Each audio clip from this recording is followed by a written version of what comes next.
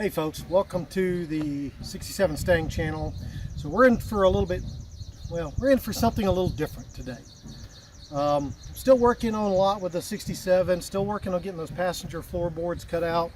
I've had things going with work, and I'm actually, for those that may know me on the professional side with GIS, I'm finishing up the final touches on my third book on ArcGIS Pro. So that should be due out the end of this month, first part of next month. So that's been keeping me really busy.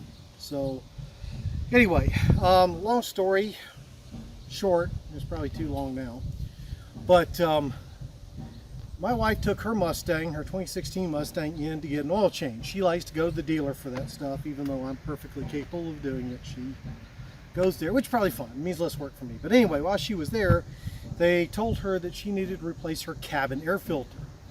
We had never heard of such a thing and called BS, especially when they want to charge $9 for it.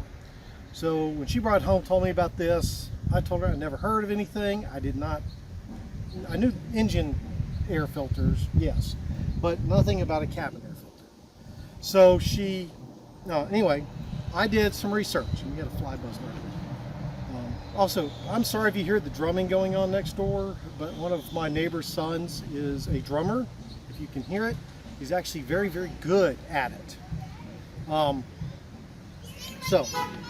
now my neighbor is pulling in. So we're going to sit for a second.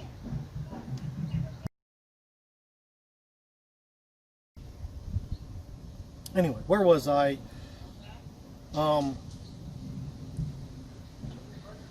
So as I said, okay, didn't know there was a thing. So I did some Googling, research, YouTube research, whatnot. Found out, yes, there is indeed a cabin air filter. Saw how to change it. And so I figured if I never heard of it, I probably wasn't the only one. If you have, I'm sorry. And I thought I'd film how to do it. So we're going to do it here on the F-150. And then another video, we'll do it over on the 2016 Mustang. So let's go ahead and get started. And by the way, this is my second intro because somehow it got eaten in file transfer. So anyway, let's get at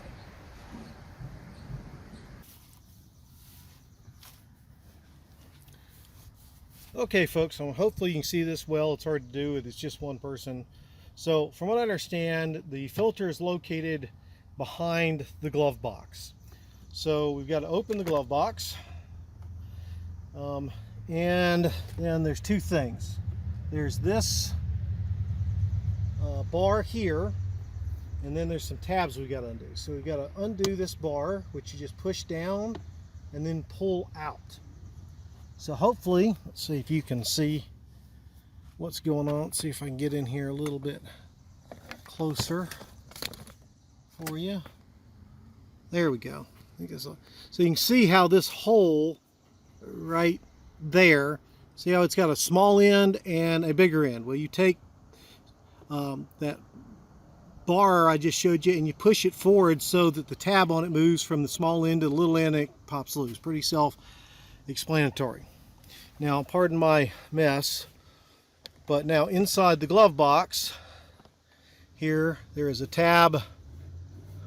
See back here, and I think there is one supposed to be over here somewhere. We push, and then this is going to come out. So I'm going to do that real quick. Let me put the camera back.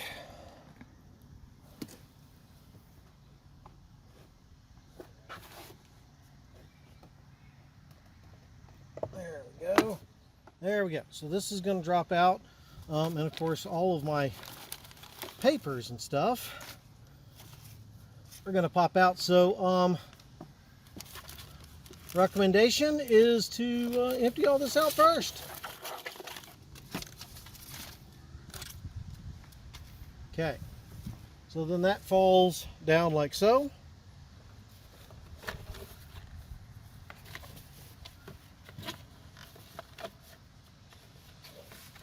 Okay, I'm cleaning up this top part to get that out of the way. Okay, so So what I'm going to do now is switch the camera around to a different angle so you can kind of see better what's up in here while I work on it. Now that we've got the glove box dropped, next thing we actually got to take out this upper glove box part. So if I remember correctly, you got to pull this rubber piece out here, which just kind of pops out. There we go. And then there's two screws here that we're going to have to undo. I think those are 7mm. So I'm going to go get my 7mm wrench. Okay, so I've got my 7mm socket to undo these two screws with.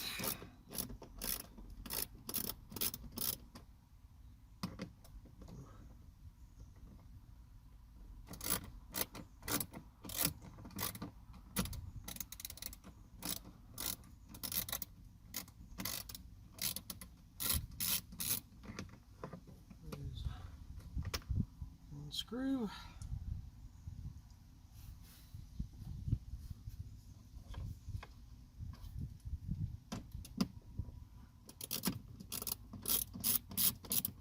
And the other screw. Okay, put that aside. Now then this comes out somehow.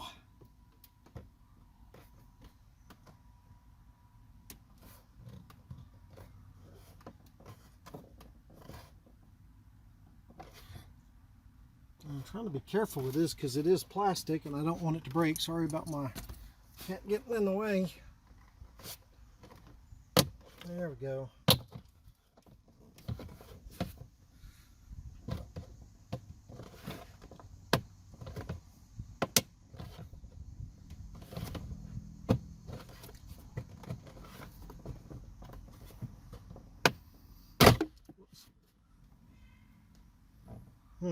Something popped out. Don't know what that was. Okay. Now, as you're doing this, notice that there is the connector. This is for the glove box light. If you want to, you can disconnect it. Depends on how much room you've got or slack. I think I've got enough slack just to kind of get this out of the way for a second. Now back up here. This right here, let me bring you up a little closer. See what you're... Yeah, so this honeycomb spot right here is where this filter is. And I think there's a tab here on either side that you unhook.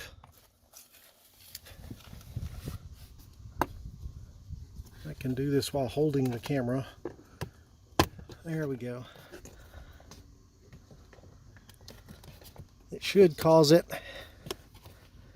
there we go, to pop out. Okay, there you go. So that right there is your filter. So this is the original filter in the car, and like I said, I've got over 70,000 miles in mine. So I'm going to pull this out and we'll take a look at it and see what we got. Ooh. See if I can get you in here where it's, wow, that's black. I don't know if you can tell how dirty that is, but that's dirty. Okay. So this is what filters the air that runs through all your ventilation system, air conditioning and all that stuff. So yeah, pretty nasty. Put that down there. And let's see if we can take a look up in there. So that's where it came from, this area right here. Okay, so no wonder I've been coughing. It doesn't look like there's anything else. I was trying to see if there's any pine straw or anything back in there that we ought to clean out. So doesn't look like it. So we're going to go ahead and get our new filter, which is sitting right there. I picked up from Advanced Auto Parts. and put it in. Now, how often should you change these? I'll be honest, since I didn't even know one was in here, I can't tell you for sure, but I think it's somewhere around like every 15,000 miles or so. Obviously, it would make sense that if you did more driving in dusty, dirty areas that you would go higher than that. But, it's up to when you check it. So, okay, I'm going to go ahead and get the new one out, and then we'll put it in there. So here's the new filter. You can tell a good difference between it, hopefully, right side by side here. Okay, so I want to make sure that I put this in the same way that it was in before. So it was in, this one had the forward, facing the right direction. So I'm going to match that up. I know it doesn't say forward, but I'm going to match that up. So it's going to go in like this and get it up in there. So again, pardon me if I get in the way.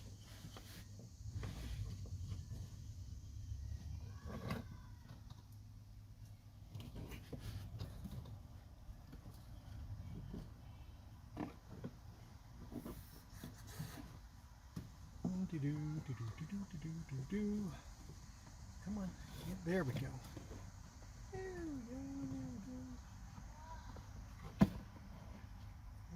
Okay, so there you can see we've got our nice new air filter in there, and it flows from the cowl up there in front through here into the rest. All of this stuff you see underneath here, it's all part of your ventilation, your air, heat, all that. So it flows, the fresh air from the outside flows in through, goes through this filter, and then gets distributed through the rest of the car. Okay, so now we're going to go back and put things back together. We start with this piece.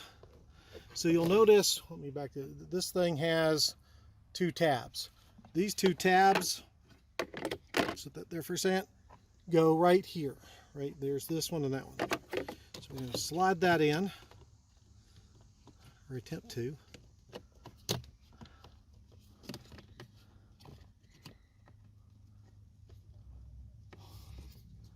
Okay, and those go in, and then we just push that until it clicks shut. There we go, so we've got that in. And now we're just going to go reverse the process of putting this all back together. So I'll sit this back here, let you watch as I do this. I might fast forward through it some, we'll see.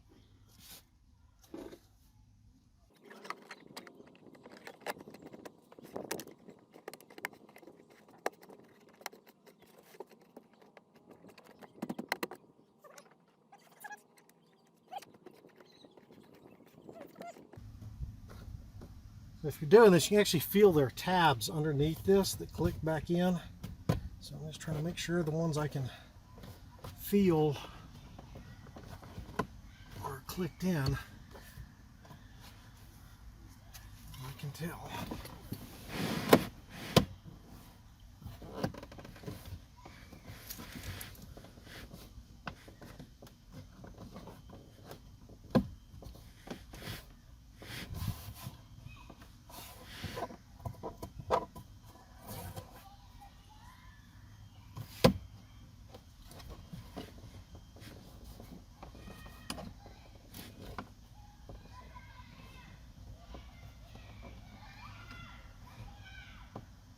Oh, sounds like the neighbor kids are having fun. Again, I know I can see his back of my head. I'll probably edit that out.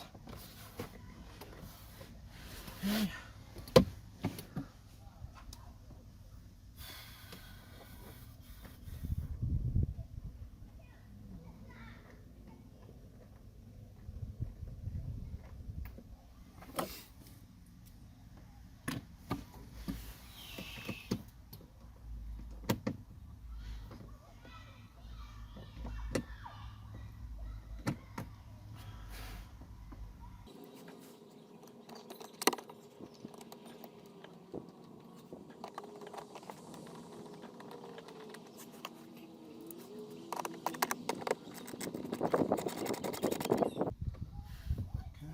Now, when putting these screws back in, you don't need torque the living daylights out of them. These are going into plastic. or holding plastic. You don't want to accidentally tighten them too much and crack the plastic that's there. So hopefully that is in there as good as it's supposed to be. And this thing, you can see these little tabbies go in, it looks like, into here, and then there's this one that goes up into a slot up here. So I'm going to try to get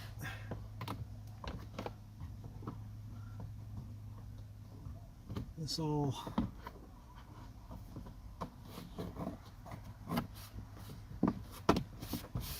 just push that in to place. Like so. Looks good. And we're going to bring this up. Well, so first thing, you got to move this arm that we got out of the way, and then push in these little rubber tabs.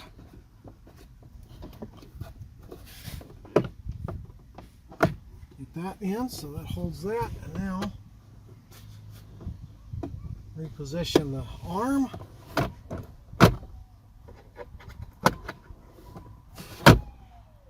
And glove box works. Yay! So there you go. We have successfully replaced the cabin air filter on the F-150. So, hey folks, we're back to my second inning because the first one I did got eaten in file transfer. So if this is a little disjointed, I'm sorry. But hopefully you now have a good idea how to change the cabin air filter in here, and that there is indeed a cabin air filter. Said, I'd never heard of such a thing. The 67 Mustang certainly doesn't have one of these. Could have benefited from, but anyway, I guess if the window's down, it's kind of pointless. So anyway, so now you know how to do it. It's not very hard. So I hope you found it useful and helpful, and that you picked up some good tips. If you did find it useful and helpful, make sure to give it a thumbs up. If you thought this was a complete waste of your time, or I was wrong, give it a thumbs down. If you know of any other weird little maintenance items like this that the average person probably doesn't know about, let me know. You know, put it in the comments, so maybe I can figure out how to do that on this car or this truck or the Mustang, the 2016 Mustang. And we can film that as well. So like I said, hopefully you found it useful. Again, we'll be doing another video like this for the 2016 Mustang. It's a very similar process, a few little differences, but I want to show y'all how that works as well. So with that, I'll see y'all in the next video. Thanks.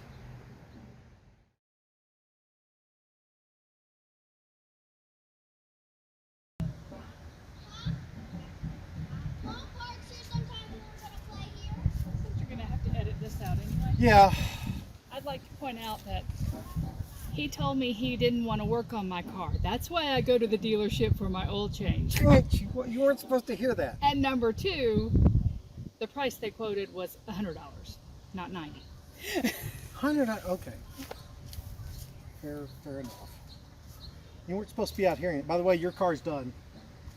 Yeah, I have another errand for you. Okay.